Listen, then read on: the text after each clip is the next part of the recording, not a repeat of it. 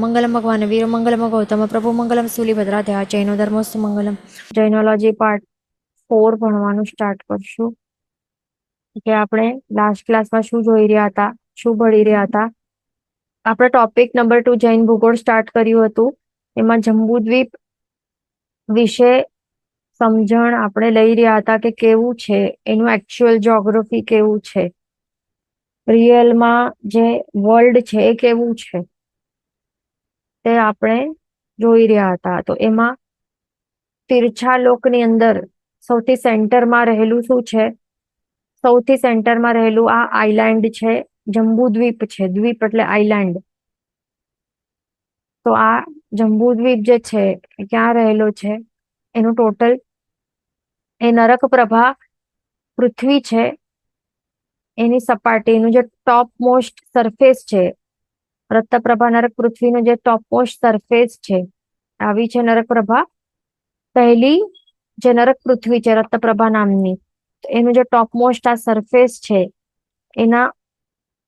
એની સૌથી સેન્ટરમાં મધ્ય ભાગમાં જંબુદ્વીપ રહેલું છે, અહીંયા એકદમ સેન્ટરમાં. અને તેનું કેટલું છે ડાયામીટર? 1,00,000 યોજન પહોળો છે. એ ધ્યાન રાખવાનું. એટલે કે એવું હોય, ઉપરથી આપણે જોઈએ તો આખો એવું સર્ક્યુલર છે શેપમાં. એનું ડાયામીટર કેટલું છે અહીંયાથી કરીને આટલું? તે છે 1,00,000 યોજન નું એનું ડાયામીટર છે. અને એનું આકાર, એનું શેપ કેવું છે? શેપ છે થાળી જેવો ગોળ. હવે આ ખાસ ધ્યાન રાખવાનું, થાળી જેવો છે. ગોલ એટલે કે આપણે દડા જેવું પણ ગોલ કહી શકીએ, બોલ જેવું. બોલ આખો કેવું ભરેલો હોય, આખો સોલિડ. આખો બોલ આવું સોલિડ હોય ને, જે આવી રીતે સાયન્સમાં શું ભણાવતા હોય છે આપણને, લૌકિક વ્યવહારિક જે કહેવાય જ્યોગ્રાફીમાં, એવી રીતે ભણાવતા હોય કે અર્થ આવું બોલ જેવું સોલિડ બોલ ને પથ્થર, ગોલ પથ્થર હોય ને એવું, એવા ટાઈપનું એવું છે આ. પણ આવું નથી. સાચે જંબુદ્વીપ જે છે એ કેવું છે? થાળી જેવો ગોલ છે. ઓકે. તો ગોલ એક તો આખો ફૂલ સોલિડ એવું પથ્થર જેવું હોઈ શકે, તો એ પણ નથી. બીજું સર્ક્યુલર શેપ નું હોય, બંગડીનું હોય ને, બંગડી જેવું પણ ગોલ હોય. તો બંગડી કેવી હોય? વચ્ચેથી એ કાણું હોય, ખાલી હોય, અને માત્ર સાઈડમાં આવું એવું રીતે ભરેલું હોય ને. આખી બંગડી કેવી હોય? વચ્ચે એમાં કાણું હોય, હોલો હોય, અને સાઈડ નું આખો ભરેલો હોય, એવું હોય ને બંગડી. તો જંબુદ્વીપ આ બંગડી જેવું પણ નથી. બંગડી જેવું કોણ છે? ધાતકી ખંડ છે, પુષ્કરવર દ્વીપ છે, નંદીશ્વર દ્વીપ છે. આ બધા જે અસંખ્ય દ્વીપ છે રહેલા તીર્થાલોકમાં, એ બધા એ બધા આ બેંગલ જેવા ગોળ છે. પણ જંબુદ્વીપ જે છે એના તો આ પથ્થર જેવું ગોળ નથી, ગોળ પથ્થર જેવું નથી, બંગડી જેવું ગોળ નથી, પણ કેવું છે? થાળી જેવો ગોળ છે. તો થાળી કેવી હોય? આવી રીતે ફ્રન્ટ વ્યૂ થી જોઈ તો આવી હોય ને, ફ્લેટ હોય, ફ્લેટ સરફેસ હોય. સાઈડ થી એના જે એવી રીતે હોય ને, આખી બોર્ડર એવી હોય ને, બોર્ડર ઉપરથી જોઈએ તો કેવું હોય? આખું એવું સર્ક્યુલર ફ્લેટ સરફેસ હોય. તો થાળી જેવું છે આ ગોલ આકાર વાળું આ જંબુદ્વીપ. તો અહીંયા જે થાળીમાં કિનારા હોય ને, આવું કિનારું હોય, આખો ગોલ ફરતો કિનારું હોય. તો શું એવું જંબુદ્વીપમાં હોય? તો હા, એવું હોય છે. આવું એને જગતી કહેવાય છે. શું કહેવાય? જગતી કહેવાય. જે આવી બાઉન્ડ્રી છે, થાળીનું જે કિનારો છે, આખો ગોલ ફરતો કિનારો છે, અહીંયા ઉપર છે ને આવું કિનારો થાળીઓમાં હોય ને, જમવાની થાળીમાં. તો એવું સેમ છે જંબુદ્વીપનું પણ. આખી ગોલ ફરતી એક બાઉન્ડ્રી રહેલી છે ઉપર એવી. તો એને જગતી કહેવાય છે. અને એની બહાર શું હોય? પછી લવણ સમુદ્ર રહેલું હોય છે. હવે આ જે બાઉન્ડ્રી છે એ કોઈએ ક્રિએટ નથી કરી, એ શાશ્વતું છે. અહીંયા આપણે મરીન લાઇન્સ વગેરેમાં આપણે જોયું હશે ને, કે શું ત્યાં કન્સ્ટ્રક્ટ કરેલી હોય ને, પાણી હોય ત્યાં, ઓશન હોય અને ઓશન અહીંયા હોય બહાર, તો અહીંયા પારી બાંધેલી છે ને મરીન ડ્રાઈવ આખી, તો એ કોઈએ કન્સ્ટ્રક્ટ કરી છે. પણ જંબુદ્વીપની જે આ જગતી છે, જે આ પારી છે કે બાઉન્ડ્રી છે ને, તે કોઈ મનુષ્ય કન્સ્ટ્રક્ટ નથી કરી, ના તો દેવતાએ કન્સ્ટ્રક્ટ નથી કરી, એ પહેલાથી રહેલું છે, એ શાશ્વતું છે આ. ઓકે, એટલે આ ક્લિયર થઈ ગયું. હવે નેક્સ્ટ પોઈન્ટ શું છે કે 6 વર્ષદર પર્વતોથી જુદા પડતા 7 ક્ષેત્ર વાળો છે જંબુદ્વીપ. તો હવે અહીંયા વર્ષદર પર્વતો છે, આ 6 વર્ષધર પર્વતો. તો પર્વતોને નોર્મલ પર્વતો નહીં પણ વર્ષધર પર્વત કહેવાય છે. શા માટે? વર્ષધર એટલે કે શું હોય છે કે ફર્સ્ટ ઓફ ઓલ વર્ષ એટલે શું હોય તે આપણે સમજી લઈએ. વર્ષધર એટલે કે વર્ષને ધારણ કરનારા પર્વત. ઓકે, આ શબ્દનું મિનિંગ શું થાય છે? વર્ષને ધર એટલે ધારણ કરનારા, વર્ષને ધારણ કરનારા એવા પર્વતો. વર્ષ એટલે શું છે? વર્ષ એટલે કે યર્સ, એ નથી. વર્ષો કહેવાય ને, 1 વર્ષ થયું, 2 વર્ષ થયા, યર્સ, તે નથી. વર્ષ એટલે કે શું? વર્ષનું ડેફિનેશન છે કે જે મનુષ્યોને રહેનારા ક્ષેત્ર હોય છે ને, તો એને વર્ષ કહેવાય છે.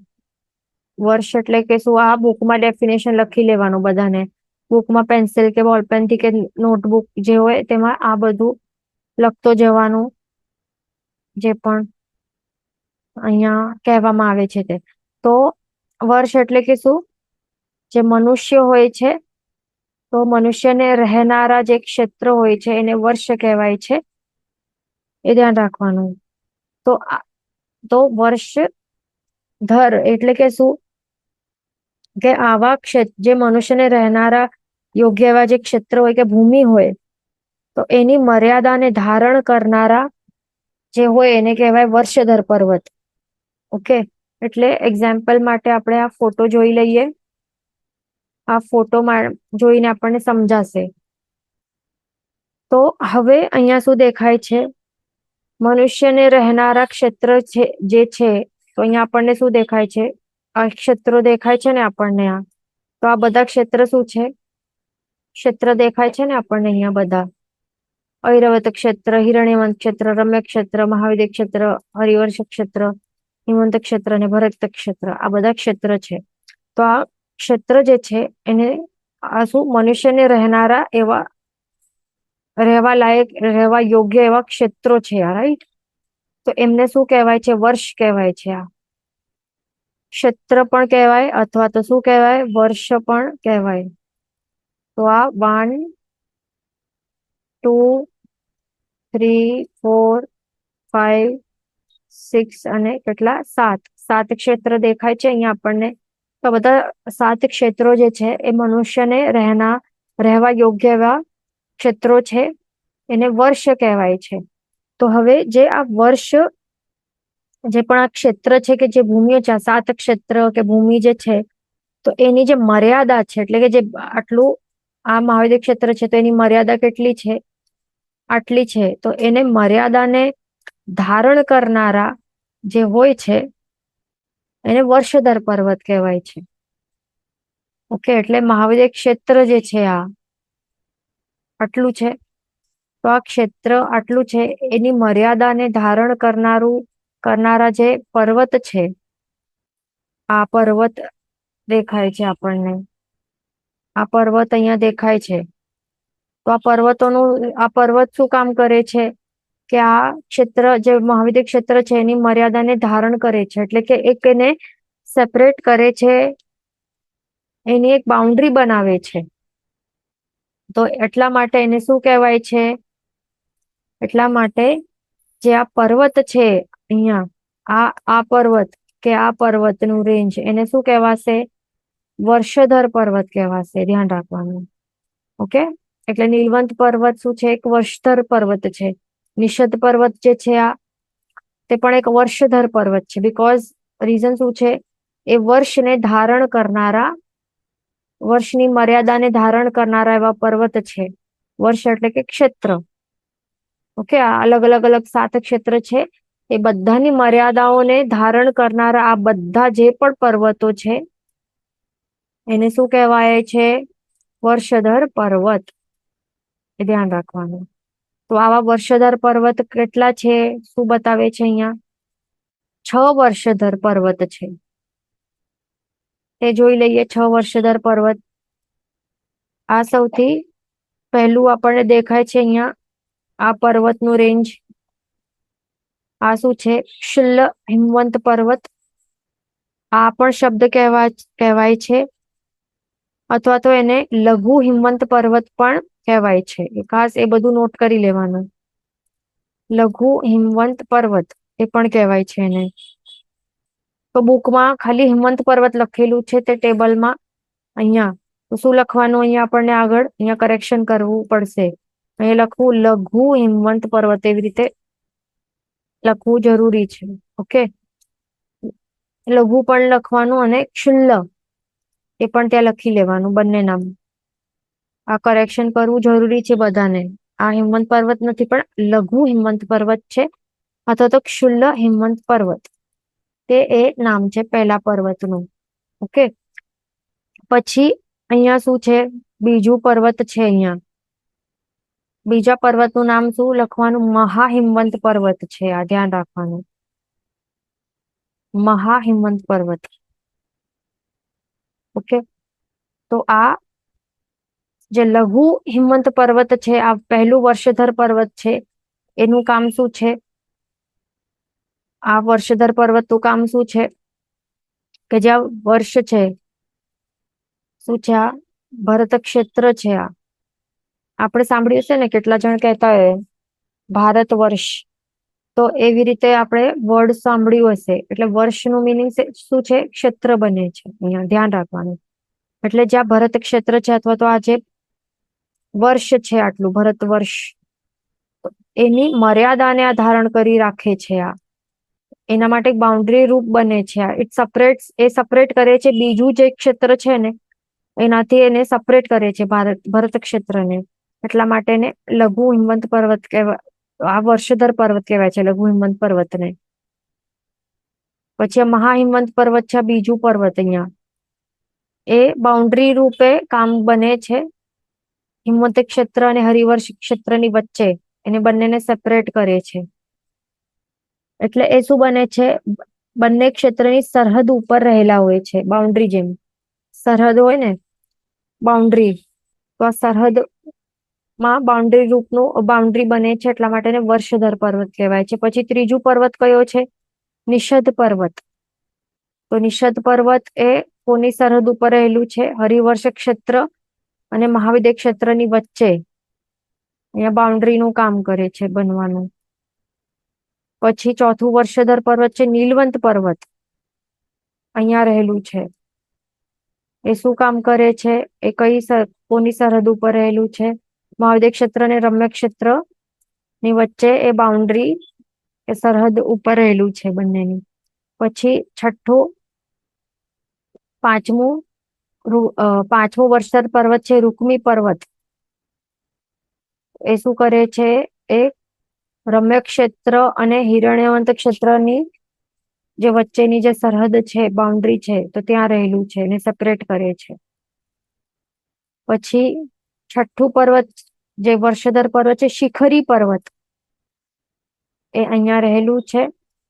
એ ઐરવત ક્ષેત્ર અને હિરણ્યવંત ક્ષેત્ર ની સરહદ ઉપર આ બાઉન્ડ્રી રૂપે રહેલું છે.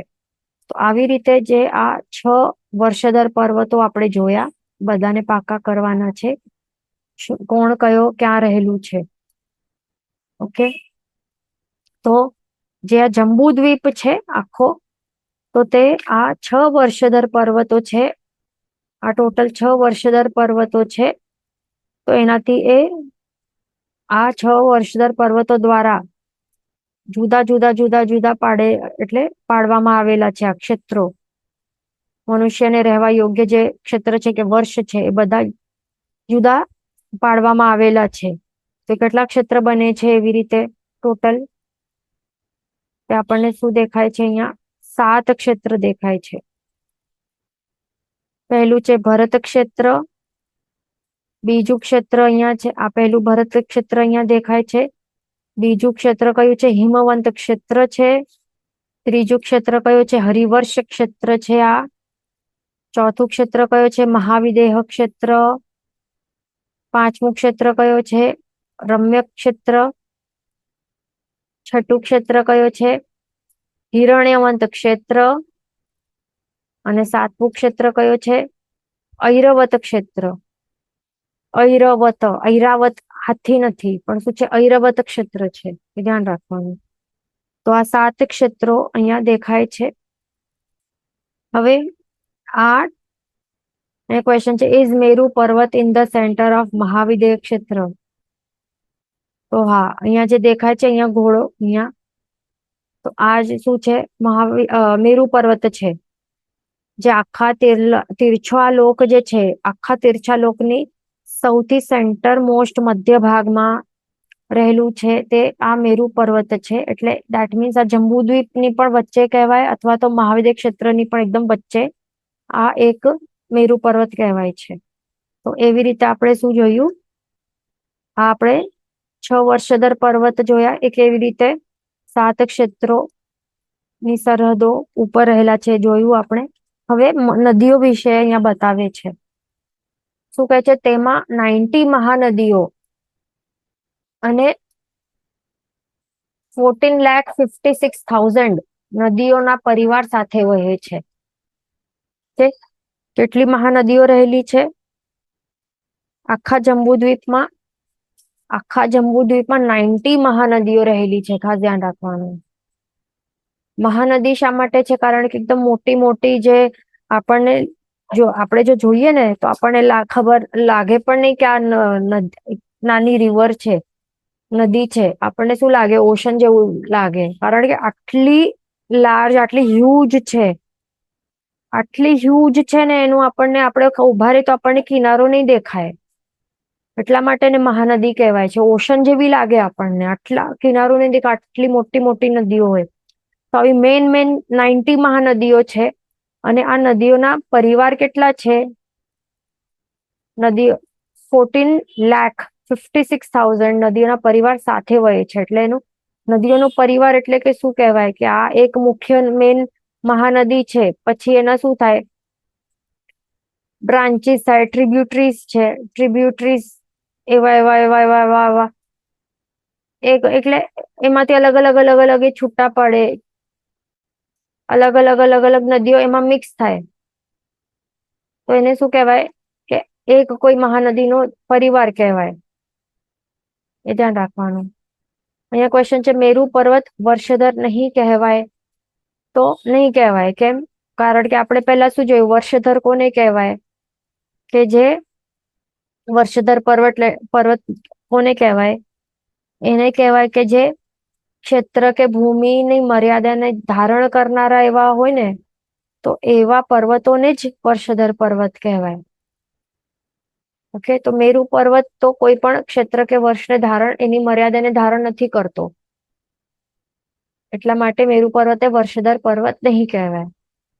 અહીંયા પણ આપણે જોયું છે કે સહ્યાદ્રી રેન્જીસ છે, માઉન્ટેન રેન્જીસ છે, તો એને પણ વર્ષધર પર્વત નહીં કહેવાય, કારણ કે એ કોઈ પણ એવી રીતે જે આ મેન ક્ષેત્રો છે, મનુષ્યના રહેનારા યોગ્ય એવા ક્ષેત્ર કે વર્ષને એ બાઉન્ડ્રી રૂપે બનીને ધારણ નથી કરતો. એટલા માટે એને નહીં કહેવાય. ઓકે, ધ્યાન રાખવાનું. તો આપણે શું જોઈ રહ્યા હતા? કે 90 મહાનદીઓ ના કેટલા પરિવાર છે? આટલા નદીઓના પરિવાર સાથે વહે છે. હવે આ ટેબલ જોઈ લઈએ, નહીં તો પહેલા આ જોઈ લઈએ કે 90 મહાનદીઓ કેવી રીતે બને છે. પહેલા આ જોઈ લઈએ. ઓકે, આ એક ટોપિક.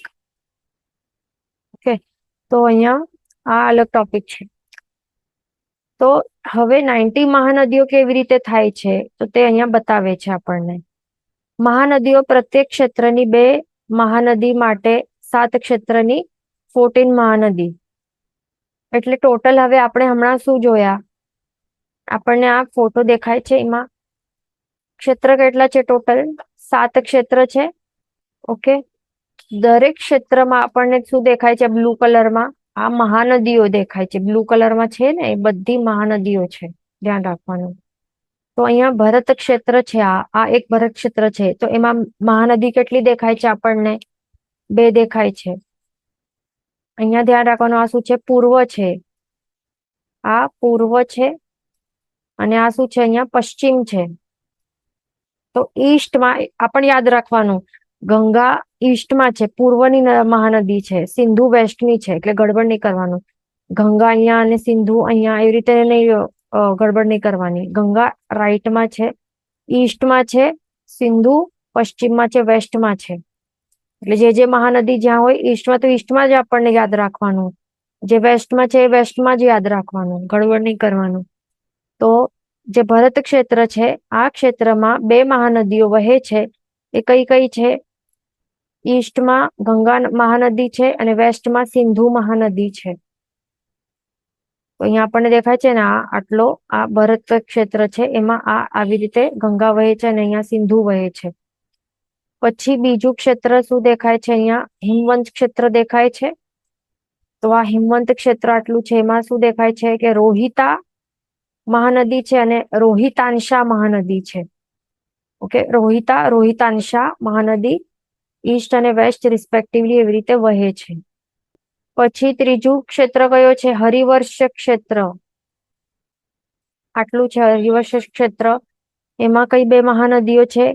હરિસલીલા અને હરિકાંતા મહાનદી. કેવી રીતે? અહીંયા આવી રીતે વહે છે, ધ્યાન રાખવાનું. પછી ચોથું ક્ષેત્ર કયો છે? આ મહાવિદ્ય ક્ષેત્ર આટલું છે. એમાં સીતા નદી ઈસ્ટમાં અને સીતોદા મહાનદી વેસ્ટમાં વહે છે, આવી રીતે. પછી રમ્ય ક્ષેત્ર છે આટલું. રમ્ય ક્ષેત્રમાં નરકાંતા મહાનદી અને નારીકાંતા મહાનદી આવી નામની મહાનદીઓ આવી રીતે વહી રહી છે. પછી નેક્સ્ટ છે હિરણ્યવંત ક્ષેત્ર. તો એમાં એ આટલું છે. એમાં સુવર્ણકુલા અને રૂપ્યકુલા આવી નામની 2 મહાનદીઓ આવી રીતે વહી રહી છે, ઈસ્ટ અને વેસ્ટ રિસ્પેક્ટિવલી. પછી છે ઐરવત ક્ષેત્ર. એમાં 2 મહાનદીઓ છે, રક્તા અને રક્તવતી. તો એ આવી રીતે વહી રહી છે, રક્તા અને રક્તવતી. નામ છે માત્ર, એમને સમજવાનું કે લાલ આવું લોહી વાળું હશે, કઈ એવું કઈ નથી, એ ધ્યાન રાખવાનું. આ પણ રૂપ્યકુલા સુવર્ણકુલા કઈ એવું સોના કે ચાંદી ના કલર વાળી કે આવું કઈ નથી, નામ છે માત્ર. બધાએ ધ્યાન રાખવાનું. ઓકે, તો આવી રીતે આપણે શું જોયું કે જે મહાનદીઓ છે કે ટોટલ આખો આ જે શું છે, આ જંબુદ્વીપમાં કેટલા છે? 7 ક્ષેત્ર છે. દરેક ક્ષેત્રમાં કેટલી મહાનદીઓ છે? 2 છે ને, દરેક ક્ષેત્રમાં 2 મહાનદીઓ છે, રાઈટ? તે આપણે હમણાં જોયું કે મહાનદીઓ પ્રત્યેક ક્ષેત્રની 7 છે, ટોટલ 7 ક્ષેત્ર છે. તો પ્રત્યેક ક્ષેત્રની કેટલી છે? 2 મહાનદી છે. માટે ટોટલ 7 ક્ષેત્રની કેટલી થાય ટોટલ મહાનદી? દરેક ક્ષેત્રમાં 2 મહાનદી. તો 7 ક્ષેત્રમાં કેટલી બનશે? 14 મહાનદીઓ થાય છે. 7 2 14 મહાનદીઓ ટોટલ થાય. ટોટલ કરી શકીએ આપણે એમ પણ કાઉન્ટ કરીને. તો ટોટલ કેટલી છે? 14 મહાનદીઓ વહી રહી છે આ આખા જંબુદ્વીપમાં. ઓકે, તો 14 મહાનદીઓ આપણે જોઈ લીધી. હવે મહાવિદ્યની અંતર નદી કેટલી છે? 12 અંતર નદીઓ છે. જે મહાવિદ્ય છે, મહાવિદ્ય ક્ષેત્ર છે, એની અંતર નદીઓ કેટલી છે? 12 છે. તો અહીંયા આ ફોટોમાં આપણને દેખાશે, આ મહાવિદ્ય ક્ષેત્ર છે. કેટલું? આટલું. એને આપણે થોડુંક મોટું કરીએ, ફોટોને આપણે થોડું ઝૂમ કરશું, ખાલી મહાવિદ્ય ક્ષેત્રનું આપણે ફોટો જોશું. મહાવિદ્ય ક્ષેત્રનું માત્ર આટલું ફોટો છે. ઓકે, તો આ મહાવિદ્ય ક્ષેત્ર આટલું છે, અહીંયાથી આટલું. અને આ વર્ષધર પર્વત છે, નીલવંત પર્વત અને નિષદ પર્વત. તો આ મહાવિદ્ય ક્ષેત્ર જે આખા છે, એની અંતર નદીઓ કેટલી છે? 12 અંતર નદી છે.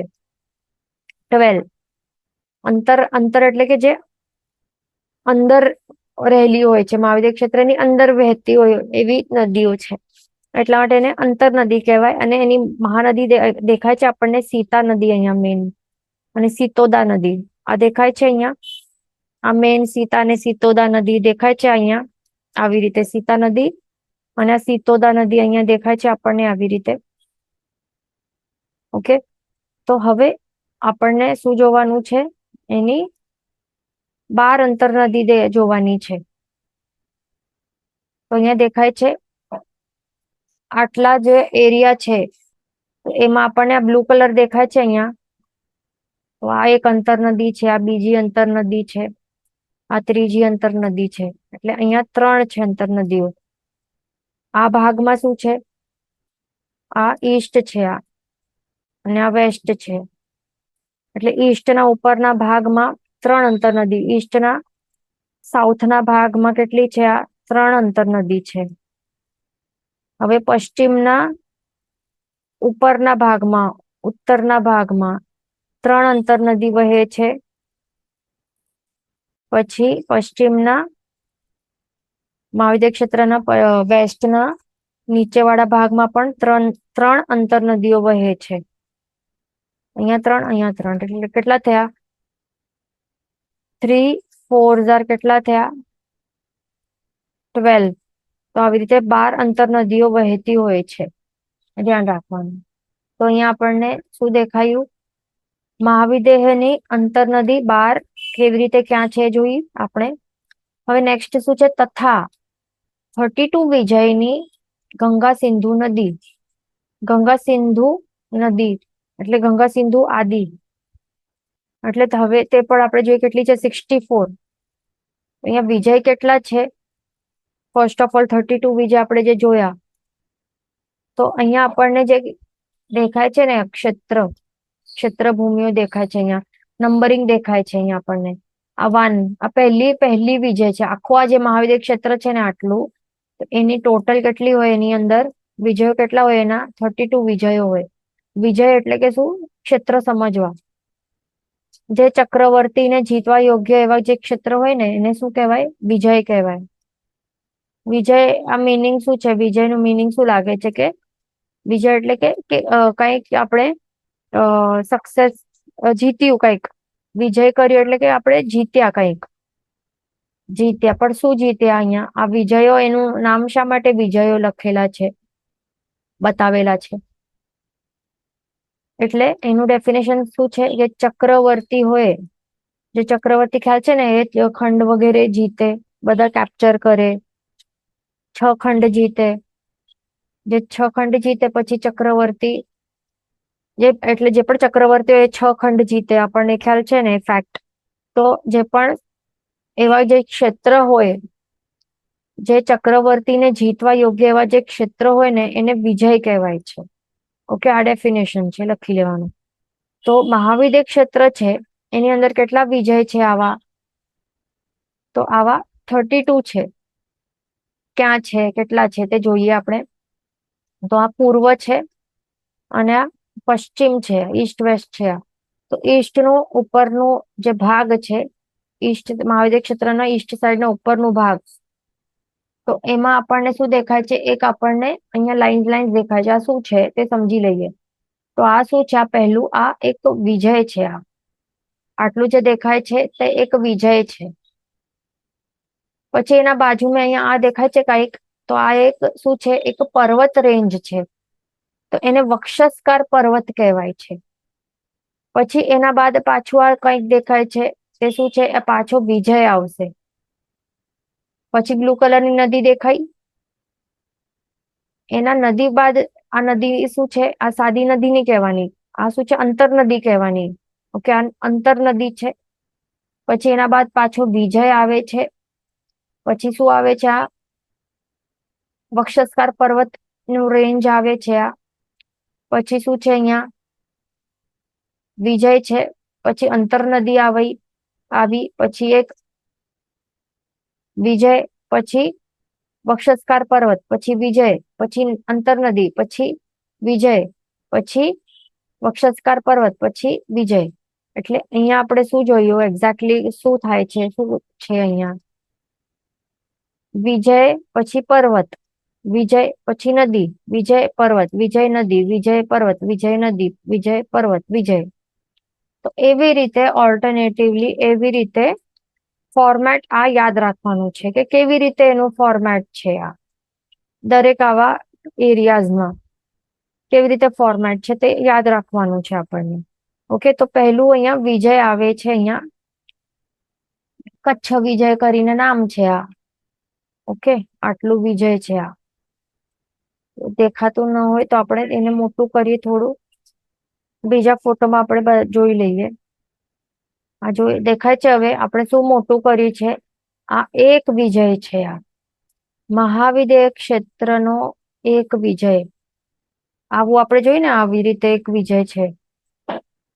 વિજય પછી શું હોય? વિજય પછી અહીંયા વક્ષસ્કાર પર્વતો આવે. અહીંયા પછી પાછો વિજય આવે એક વક્ષસ્કાર પર્વત, પછી પાછો એક વિજય આવે. પછી શું આવે? વિજય પર્વત, વિજય પછી નદી આવે. તો આ એક અંતર નદી આવી. વિજય પર્વત, વિજય નદી, પછી વિજય આવે પાછો. તો એવી રીતે ઓલ્ટરનેટિવલી એવી રીતે આ ફોર્મેટ છે. તો આ કોઈ એક વિજય આપણે જોઈએ તો એના અંદર કેવી રીતે હોય છે તો તે આપણે જોઈ લઈએ. કારણ કે આપણને શું સમજવાનું છે? જે 32 વિજયની જે અહીંયા શું આપણને શા માટે જોઈ રહ્યા છે? આપણને આ સમજવાનું છે. 32 વિજયની ગંગા સિંધુ નદી 64 કેવી રીતે થાય છે તે આપણે જોઈ રહ્યા છે. ઓકે, એટલા માટે આપણે વિજયને આપણે મોટું કરીને જોઈ રહ્યા છે કે એક મહાવિદ્યના કોઈ પણ એક વિજયની અંદર, એટલે દરેક વિજયની અંદર શું હોય છે તો અહીંયા દેખાશે આપણને કે શું હોય છે. ઓકે, તો આ એક વિજય છે. તો આ વિજય જે છે એની અંદર શું દેખાય છે? અહીંયા વચ્ચે અહીંયા વૈતાઢ્ય પર્વતનો અહીંયા રેન્જ છે, માઉન્ટેન રેન્જ છે. ઓકે, પછી અહીંયા આપણને શું દેખાય છે કે નદીઓ સેપરેટ કરે છે ખંડોને. એટલે આખો ટોટલ આ વિજય છે ને એને સેપરેટ કરે છે 6 ભાગમાં. 6 ભાગ કે 6 ખંડ ફોર્મ થાય છે નદીઓના વહેવાને. 2 નદીઓના વહેવાના કારણે શું થાય છે? 2 નદી પ્લસ આ વૈતાઢ્ય પર્વતના કારણે શું થાય છે? આખો વિજય છે એ 6 પાર્ટ્સમાં ડિવાઈડ થાય છે, એટલે એના 6 ખંડ થઈ જાય છે.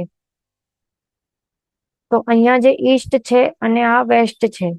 તો ઈસ્ટમાં શું છે? કઈ નદી છે? ગંગા. યાદ રાખવાનું, ગંગા ઈસ્ટમાં.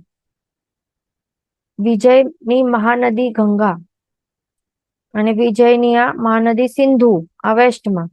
તો આવી રીતે અહીંયા આવી રીતે એ વહે છે. અહીંયા ગંગા અને અહીંયા સિંધુ વહે છે. ઓકે, તો એ 2 નદી અને આ વૈતાઢ્ય પર્વતના કારણે આખો જે આ વિજય છે એ ડિવાઈડ થઈ જાય છે. એના 6 ખંડ બની જાય છે.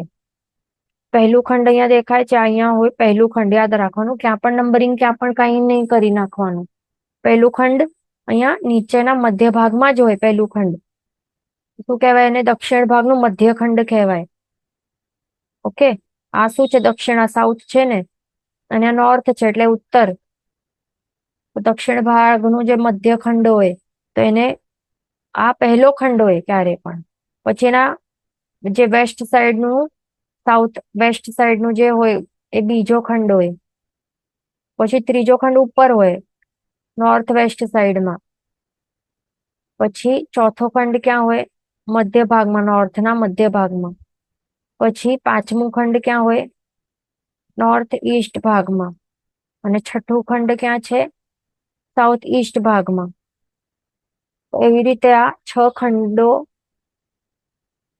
આખો વિજય એના 6 ખંડ બની જાય છે આ ગંગા સિંધુ નદી અને વૈતાઢ્ય પર્વતના હોવાના કારણે. ઓકે, ધ્યાન રાખવાનું. તો આવી રીતે આપણને શું દેખાય કે વિજયમાં કેટલી નદી છે ટોટલ? વિજયની અંદર કેટલી હોય? કોઈ પણ એક વિજયની અંદર 2 નદીઓ હોય. ગંગા સિંધુ એવી રીતે 2 નદી હોય. તે આપણે સમજ્યા અહીંયા. ઓકે, તો હવે આપણે આ આખા મહાવિદ્ય ક્ષેત્રનું આપણે ફોટો પાછો એક વખત જોઈ લઈએ. અહીંયા દેખાય છે આખો મહાવિદ્ય ક્ષેત્ર દેખાય છે. હવે પાછો એની હમણાં આપણે શું જોયું? કોઈ પણ એક વિજયની અંદર કેવી રીતે 6 ખંડ બને છે. આ અહીંયા વૈતાઢ્ય પર્વત હોય છે દરેકના વચ્ચે, રાઈટ? વૈતાઢ્ય પર્વત એને શું કહેવાય? વૈતાઢ્ય નહીં, આખું શું દીર્ઘ વૈતાઢ્ય પર્વત કહેવાય. દીર્ઘ વૈતાઢ્ય પર્વત એવી રીતે દરેકના આવી રીતે બે ભાગમાં નોર્થ અને સાઉથ દક્ષિણ અને ઉત્તર ભાગમાં ડિવાઈડ કરે છે. વૈતાઢ્ય પર્વત મહાવિદ્યની દરેક વિજયને બે ભાગમાં એવી રીતે ડિવાઈડ કરે છે, નોર્થ અને સાઉથ એવી રીતે બે પાર્ટમાં ડિવાઈડ કરીએ છીએ. પછી આગળ કોણ ડિવાઈડ કરે છે? હજી ઈસ્ટમાં કોણ હોય? ગંગા નદી. અહીંયા ગંગા નદી અને અહીંયા સિંધુ નદી. તો ગંગા સિંધુ નદી જે છે તો એવી રીતે આ દરેક વિજયમાં એવી રીતે વહે છે. તો એ ધ્યાન રાખવાનું. તો હવે ગંગા સિંધુ નદી ક્યાં વહે છે? જે નોર્થ ઈસ્ટ પાર્ટ છે, આ નોર્થ ઈસ્ટ પાર્ટ છે, એમાં ગંગા સિંધુ નદીઓ વહેતી હોય છે અંદર, અને સાઉથ વેસ્ટ પાર્ટ ના વિજયો છે એની અંદર આવી રીતે ગંગા સિંધુ નદીઓ એવી રીતે વહેતી હોય છે. એટલે એનું ડિરેક્શન ઓફ ફ્લો જે છે એ કેવી રીતે હોય છે? આમ હોય, અહીંયાથી ઉપર એવી રીતે વહે, અને એમનું ડિરેક્શન ઓફ ફ્લો કેવી રીતે હોય? નીચે હોય. ધ્યાન રાખવાનું. એટલે શું? આ ગંગા સિંધુ નદી એ આ સીતામા નદીમાં આવી રીતે મર્જ થઈ જાય છે, ભળી જાય છે, અને અહીંયા વહેનારી ગંગા સિંધુ નદીઓ અહીંયાથી ઉપર એવી રીતે વહીને સીતોદા મહાનદીમાં ભળી જાય છે, મર્જ થઈ જાય છે. તો એવી રીતે જે ગંગા સિંધુ નદી છે એ માત્ર અહીંયા નોર્થ ઈસ્ટ ભાગના વિજયોમાં 8 વિજયોમાં છે, અને અહીંયા કેટલા 8 વિજયો છે? સાઉથ વેસ્ટ ભાગમાં કેટલા છે? 8 વિજયો છે. એની અંદર પણ ગંગા સિંધુ નદી છે. ગંગા સિંધુ, અહીંયા પણ ગંગા સિંધુ. તો હવે બાકીના જે આ 16 વિજયો છે, આ સાઉથ ઈસ્ટ વાળો વિજય જે છે, તો એની અંદર કઈ બે નદીઓ છે? તો એમાં ધ્યાન રાખવાનું, રક્તા અને રક્તવતી હોય છે. ઓકે, તો રક્તવતી એનું ડિરેક્શન ઓફ ફ્લો કેમ હોય? ઉપર હોય. હા, આવી રીતે ઉપરની તરફ એવી રીતે વહેતી હોય છે. ઈસ્ટમાં કોણ હોય? રક્તા હોય, અને અહીંયા ઈસ્ટમાં રક્તવતી અને વેસ્ટમાં રક્તા. ઓકે, તો કેમ? કારણ કે આ ઉલટો છે ને, એનું ડિરેક્શન ઓફ ફ્લો આવી રીતે છે. આ આપણે જોઈએ ને, આ નોર્થ વેસ્ટ તરફનું, તો અહીંયા ડિરેક્શન ઓફ ફ્લો અહીંયા છે એવી રીતે. તો અહીંયા રક્તવતી ક્યાં છે? રક્તા ઈસ્ટમાં છે, અને રક્તવતી જે છે, રક્તવતી એ વેસ્ટમાં છે, અને રક્તા ઈસ્ટમાં છે. ઓકે, અને આનું શું કેવી રીતે હોય? ઉલટો હોય. રક્તા ક્યાં હોય? વેસ્ટમાં હોય.